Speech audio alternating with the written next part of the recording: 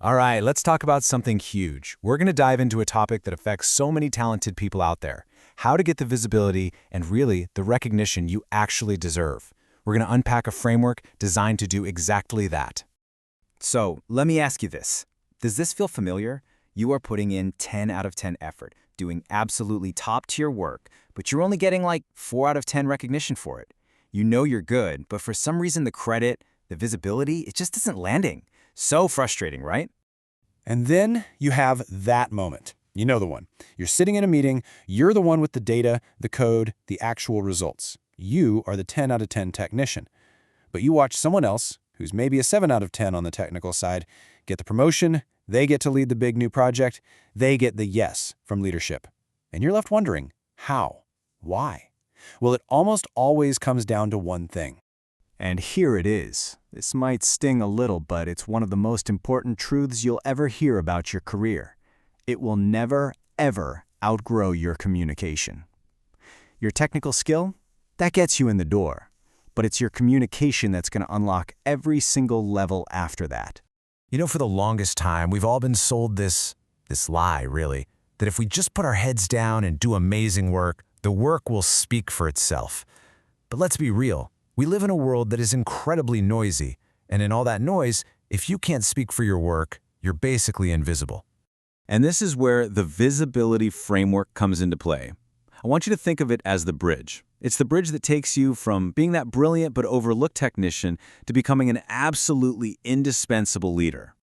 Okay, so let's start building that bridge. The first pillar is what we call synthesis, and this is all about learning the art of taking that giant ocean of data and detail that's in your head and turning it into clear, simple decisions that leaders can actually act on. So what's the biggest roadblock here? Well, it's the number one mistake that almost all technical experts make. We externalize our thinking process. We think we're being helpful by walking everyone through every single step of our logic. But what we're actually doing is just drowning them in context they don't need and didn't ask for. And this comparison just nails it, doesn't it? On one side, you've got the rookie communicator who just rambles. They give you the whole messy timeline. But on the other side, that's leadership material. A direct answer, just a tiny bit of context, and then they put the ball back in the other person's court. See the difference? They're serving the listener's needs, not just talking to hear themselves think. And you can learn to do this with a super simple tool. It's called the ACQ framework. It's so easy.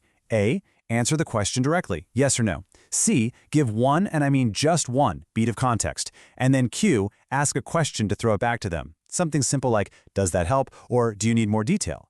It's concise, it's confident, and believe me, it works. So, once you've nailed what you're saying, it's time to focus on pillar 2, your instrument.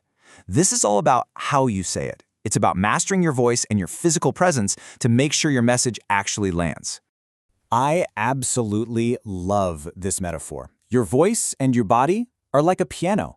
Most of us, when we get into a high-stakes meeting, we're just playing the same 2 or 3 keys over and over. You know, kind of quiet, kind of monotone, but you have a whole grand piano at your disposal just waiting for you to use it. And here's the most important part about this: your instrument, your piano. It doesn't care if you're an introvert or an extrovert. It only cares if you've learned how to play it. Being dynamic is a skill, not a personality trait. When you're excited about an idea, you can learn to speed up. When you make a really critical point, you can learn to slow down and use a powerful pause. It's all learnable. And hey, here's a super simple trick you can start using today for your physical presence. It's called the doorway reset. Every single time you walk through a doorway, any doorway, I want you to pause for a split second. Imagine a string is pulling the top of your head up to the ceiling. Roll your shoulders back, and then walk into that room with a presence that says, I belong here. So, we have a clear message and a strong delivery. You're almost there. But none of this is going to stick without our final, and honestly probably the most important pillar, the mindset. This is about tackling that internal voice that holds you back. It's about shifting from feeling like a phony to focusing on your future self. Because we have to be honest with ourselves, right? For a lot of us, the second we try to stand a little taller or speak with a bit more authority, that little voice in our head starts screaming, "This isn't you! You're being fake! This feels so phony!" But we have to reframe that feeling. What you're feeling is not fake or that you're performing, it's just unfamiliar. That's it. It's just a new feeling you're exploring. Remember when you were a teenager and you tried on a new style of clothes? It felt weird at first, right? But it wasn't fake, it was just new. This is the exact same thing. This is all about giving yourself permission to grow. So please, don't be so attached to the person you are right now, today, that you don't even give the future version of yourself a chance to show up. Okay, so what does this all boil down to? What's the big takeaway here? It's about making that conscious leap from being invisible to becoming truly influential. Because look, at the end of the day, it's just time. It is time for your communication to finally truly match your incredible capability. Your work is already a 10 out of 10. Your visibility deserves to be too. So I'm going to leave you with one final thought to mull over. The world sees your work. They see the spreadsheets, they see the code, they see the reports. But the real question is, how does the world see you?